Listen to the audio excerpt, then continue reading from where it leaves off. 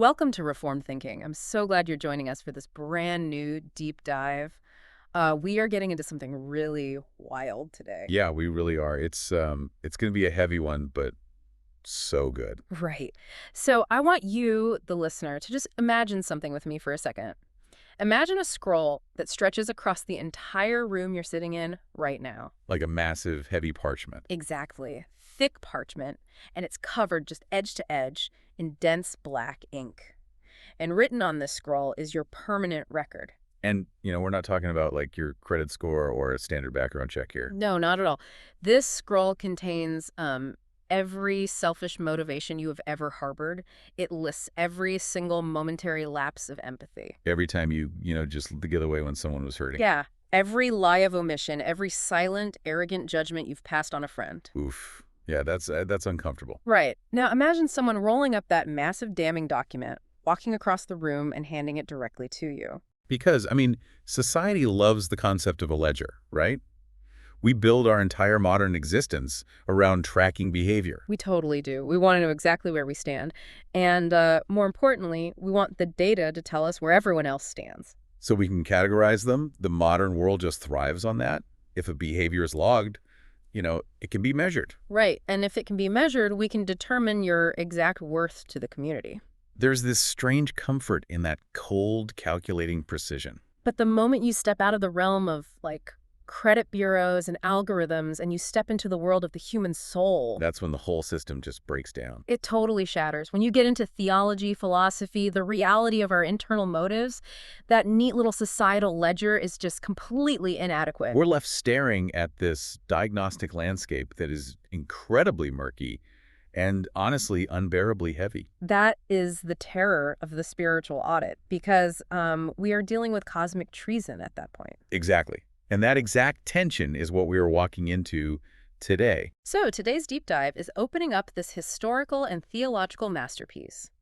We have a source text titled simply Forgiveness. Which sounds simple, but it is anything but. Right. It's a sermon based on the Old Testament, Isaiah chapter 43, verse 25. Delivered by the legendary 19th century preacher Charles Haddon Spurgeon. Over 170 years ago, May 20th, 1855. A Sunday evening. Yeah. And our mission today is to dissect this text, but, not just as a piece of Victorian religious history. No, we're approaching this as a piercing psychological and theological audit of human nature. And a staggering exploration of divine grace. We're going to see how a text from the mid-19th century diagnoses our modern struggles perfectly. Like our apathy, our quiet guilt, and, that desperate human need for a genuinely clean slate. To really get the weight of this, we have to paint the picture of where this happened. Yeah, let's put ourselves in that specific moment. We are in London. Mm-hmm. The venue is Exeter Hall, situated on the Strand. And this wasn't some quiet little country chapel with polite people. Not at all.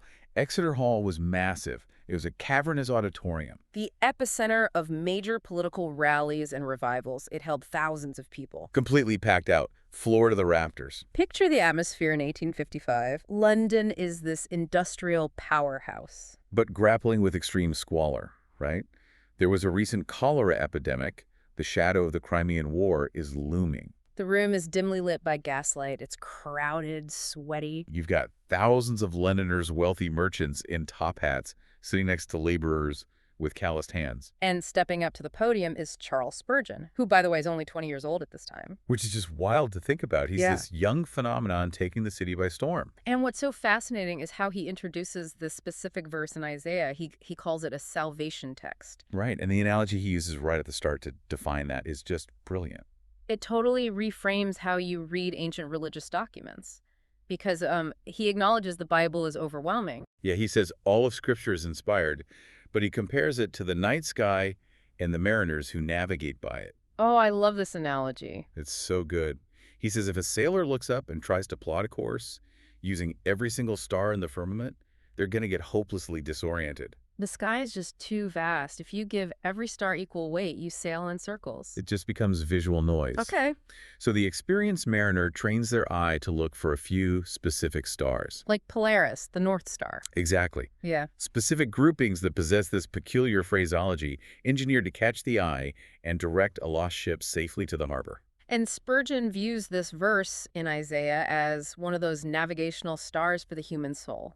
He literally believed the divine engineered these words to catch the eye of someone desperate for a way out of their own guilt. And he backs that up with his pastoral experience. He says hundreds of people came into his office whose lives had turned around, and a massive proportion pointed right back to this exact verse. This one specific grouping of words was the moment the lock turned for them. They realized a pardon was actually possible. So Spurgeon steps up to that podium carrying this tremendous expectation. He knows these words have the power to alter human destinies. So let me pose a question directly to you listening right now. Have you ever felt completely weighed down by your past? Have you ever looked at the timeline of your life? The years you've wasted? The relationships you fractured? The quiet compromises you made when nobody was looking, and you just fear that you are beyond the reach of a second chance. Like your internal ledger is just too deeply in the red for any cosmic accounting to fix it. If you feel that, I promise you, by the end of this deep dive, you are going to see forgiveness through an entirely new, surprisingly radical lens. But before we understand the pardon, we have to understand the disease it cures. Right. A pardon means nothing to a guy who thinks he's a perfect citizen. You can't appreciate the acquittal unless you realize you're sitting on death row. So we have to conduct the audit. Spurgeon scans this massive room, and he systematically categorizes the people who need this mercy. And this is his first highly subversive move. He doesn't start with the societal outcasts. No, he doesn't point at the bank robbers or the people society agrees are bad. He starts with the apathetic. He points directly at those who are simply weary of religion. Based on the verses right before his main text, "Thou hast not called upon me. Thou hast been weary of me." And he paints this visceral picture of what that weariness looks like. These are fundamentally prayerless people. But not atheists. These are people who treat God like an emergency parachute. Oh, that's exactly it. Right. They only pray when they are terrified. He sets the scene of someone on a sickbed, suddenly struck with a mysterious illness. The pains of death take hold. Suddenly their apathy vanishes, they're shouting at the ceiling, making bargains. The purest form of transactional, foxhole religion. But the tragedy is what happens the second the fever breaks. The moment the doctor says you're going to be fine, the habit of prayer vanishes instantly. The parachute gets stuffed right back under the seat. Until the next emergency. And Spurgeon pushes this even deeper into everyday life. He targets those who find the Sabbath completely tedious. This specific observation blew my mind because it maps perfectly onto us today. It really does. He describes Victorian businessmen who find Sundays so unbearably boring that they pull out their business ledgers just to pass the time. They just want the weekend to be over so they can get back to commerce. When I read that, I immediately thought of how we neurotically check our emails on Sunday mornings. Oh, totally. Scrolling social media or work channels during moments meant for rest. Because the silence of rest actually induces anxiety for us. We use our phones the exact same way they used physical ledgers, to escape the silence where we might have to confront our own souls. But I have to ask, why does Spurgeon treat passive weariness and boredom as a severe moral transgression? Right, because to modern ears, checking email on a Sunday feels like a victimless crime. A lot of listeners are probably thinking, I'm just type A, I can't sit still. Why is my boredom a cosmic sin? Well, within Reformed theology, apathy toward God is never neutral. It is an active, aggressive insult. How so? Spurgeon quotes the hymn writer, Isaac Watts. "Sweet is the work, my God, my King, to praise thy name, give thanks, and sing." Describing the ultimate joy of spiritual communion. Yes, the thrill of a finite creature, knowing the infinite creator. Spurgeon puts that joy next to the bored mindset of the despiser. The logic is just devastating when you frame it that way. Right. If the perfect God of the universe invites you into communion and your response is to look at your watch and sigh. Asking if it's almost over so you can check your profit margin. Exactly. You are making a definitive theological statement that the greatest being in existence is fundamentally uninteresting to you. Wow. When you lay it out like that, the polite boredom we all excuse suddenly looks like incredible arrogance. You are literally looking at perfection and yawning. It's the ultimate dismissal. And failing to value God above all things is the root of all other sins in this system. Absolutely. So he establishes the guilt of the apathetic. Then he moves to the second category, the ingrates, the thankless. This is where his mastery of metaphor really takes over. He calls out those who gladly receive all of life's blessings but return absolutely nothing to the provider. Working from the line, Thou hast not brought me the small cattle of thy burnt offerings. He uses two contrasting animal metaphors that are permanently etched into my brain now. First, the swine.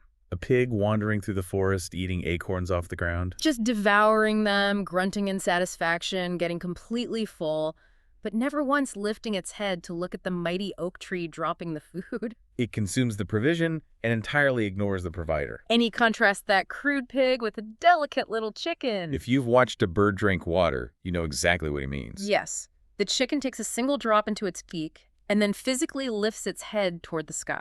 Like an instinct of gratitude is built into its anatomy. Thanking the heavens for the water. The swine is the perfect representation of the purely secular mindset. You receive the gift of life, your business thrives, your health is good. And you operate under the delusion that these acorns just magically materialized for your benefit. You consume the blessings without ever acknowledging the branches above you. He attacks the myth of the self-made man with absolute ruthlessness here. Oh, he does. He tells the story about an American man boasting to a crowd that his religion was incredibly efficient and cheap. Declaring, my religion only costs me a few cents a year. And a devout man in the crowd replies, "The Lord have mercy on your little stingy soul." It's a funny moment, but the underlying critique is so severe. Why does human nature default so fast to self-praise? We have this desperate psychological need to attribute our successes to our own brilliance. I earned this promotion because I ground out 80-hour work weeks. Or if you survive a car crash, thank goodness I have exceptional reflexes. Or we just blame blind good luck. We will invent any narrative to avoid acknowledging a personal provider. Because acknowledging the oak tree has massive implications. It implies a debt. Yes. It means you owe an unpayable debt of gratitude. You are entirely dependent, and the fallen human ego violently rejects dependence. We want to be the captains of our own souls. Spurgeon says these ungrateful individuals boast they have no need to thank anyone. They steal the glory that belongs to the Creator and put it on their own heads. And yet, God is speaking directly to this stingy, arrogant person and offering them a complete pardon. It's totally counterintuitive to human mercy. But the audit continues. We go from the apathetic to the ingrates, and now to the third category, the black holes. The cumberers of the ground. The completely useless people. They take up space, they suck up nutrients, but they bear zero fruit. Just in the way. To drive this home, Spurgeon uses this bizarre historical reference to Belzoni's toad. Giovanni Belzoni was a 19th century Italian explorer famous for bringing Egyptian antiquities to London. A Victorian celebrity. And apparently there was a story that he had discovered a toad hermetically sealed inside a solid rock for 3,000 years. The creature was technically alive, but had just sat in absolute darkness, doing nothing for millennia. So Spurgeon looks at this massive crowd and says, some of you are living exactly like Belzoni's toad. You technically exist, but as far as any positive moral impact goes, the world might as well not know you were born. He says they are of less use than a glowworm. Because a glowworm at least provides a faint glimmer of light to guide a traveler. The cumberer provides nothing. It's a devastating critique, but again, it sounds like a victimless crime. I didn't help anyone, but I didn't hurt anyone either. And that is the modern illusion he shatters. A vacuum never stays empty. Uselessness bleeds into active destruction. Because nobody lives isolated in a rock. We exist in a web of influence. He forces the audience to look at the collateral damage of their apathy. He asks, do you remember leading a younger, impressionable man to the alehouse for the first time? Initiating a habit that ruined his life.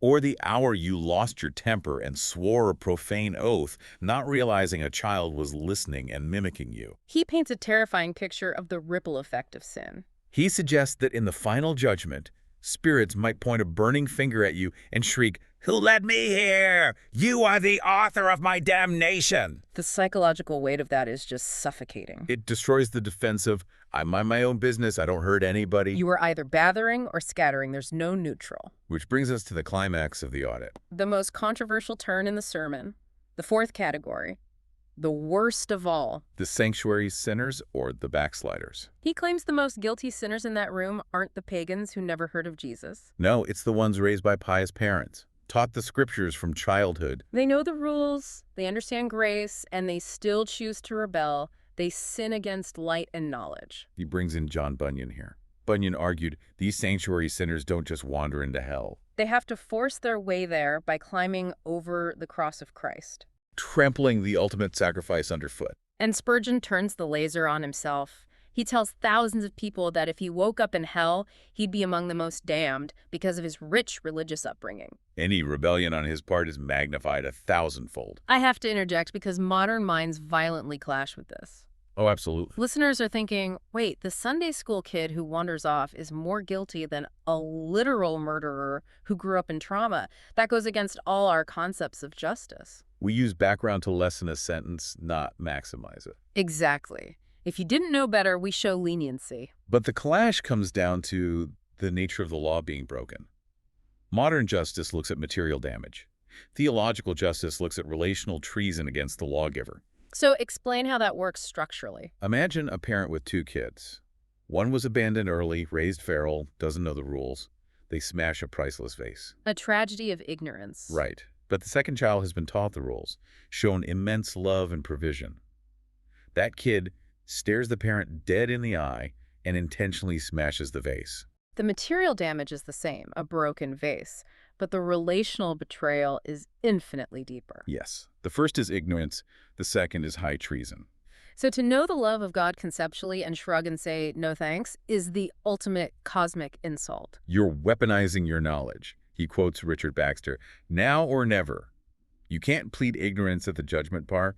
Your knowledge is your chief accuser." The trap is sprung. If you're in Exeter Hall thinking you're safe because of your religious pedigree, Spurgeon just pulled the rug out. You are in the most danger. And he dismisses the moral elite entirely. He basically says, if you think you're an upright person who doesn't need a radical pardon, you can leave. He dismisses the modern-day Pharisees from the room rhetorically. Go find a self-help lecture elsewhere. This deep dive is only for those who realize they are spiritually bankrupt. The diagnostic landscape is leveled. Excuses are stripped away. Which leads to the critical pivot. If we are this far gone, what kind of mechanism can possibly clear the slate? The anatomy of Carden. Because human forgiveness is an agonizingly slow process. Sometimes decades of therapy. But the pardon Spurgeon outlines is staggering. First, it is a strictly divine monopoly. Only God possesses the jurisdictional authority to remit sin. I, even I, am he that blotteth out thy transgressions. He calls human priestly absolution abominable blasphemy. The logic is simple. If a man offends me, I forgive him. If he offends God, I have zero authority to step in and forgive that. The legal analogy he uses here is incredibly clarifying. Imagine you're a convicted murderer, scheduled for the scaffold. If the Queen refuses to pardon you, it doesn't matter if every single citizen forgives you. The victim's family can forgive you, but you're still going to the scaffold. The citizens lack the jurisdiction, but the inverse is what matters. If the Queen does issue a pardon, the whole world can hate you. The crowd can demand your execution, but you are completely legally free. The highest authority supersedes all lower opinions. And this is so relevant to the modern conscience. Think of the billions spent on therapy and validation today. We want our peers to say, you're okay, your mistakes are valid. But seeking acquittal from the crowd doesn't work, because the crowd didn't write the moral law. They're just other passengers on the ship. Human validation is a temporary anesthetic. Yeah. Only an acquittal from the lawgiver brings lasting peace. If God says, I forgive you, that's all you need. It stands firm even if you cannot forgive yourself. Your internal condemnation is overridden by the royal pardon. But he shifts to the tone of the pardon, the shocking urgency of grace. God repeats himself, I, even I. It's so surprising. God anticipates our disbelief. And to show the urgency, he uses a terrifying historical analogy about Alexander the Great. Alexander would lay siege to a city, but set up a burning beacon outside the gate. He'd send the message, surrender before this flame burns out and you get complete amnesty. If it dies, everyone inside is put to the sword. Imagine the psychological terror of watching that wax melt. The tension. Spurgeon points to an elderly man in the crowd and says, the snuff of your life's candle is almost gone. The flame is about to go out. The offer is free, but the window to accept it is fiercely finite. No post-mortem second chance in this framework. The urgency is immediate. And when surrender happens, it is immediate and complete. It's present tense. I am he that blotteth out, not I will in 10 years. It happens the exact millisecond the sinner trusts, covering past, present, and future. But mechanically, how does a just judge wipe a massive ledger without violating justice? He introduces the concept of a surety, a third party who legally pays the debt on your behalf. Christ is the surety. To make this crystal clear, Spurgeon uses a financial analogy. You owe a ruthless creditor £1,000. You have zero assets. You're facing debtor's prison. You go to the office expecting ruin, but the creditor says, "I'm forgiving the entire debt." You're stunned and ask, how can I be sure you won't arrest me next week? The creditor goes to the safe, pulls out the physical bond with your signature, takes a pen with red ink, and violently crosses out the text. He destroys the legal power of the document and hands it back to you. There is a full discharge. The document is void. The red ink crossing out the black debt is a direct allusion to the blood of Christ. And this brings us to the masterpiece illustration, Martin Luther and the devil. Luther was plagued by intense depression and spiritual terror. Anfechtungen. Right. And he has this vision where the devil comes to his room to drive him to despair. The devil unrolls a massive scroll, a meticulous catalog of every sin Luther ever committed. The permanent record. And the horror is, Luther has to agree with every line.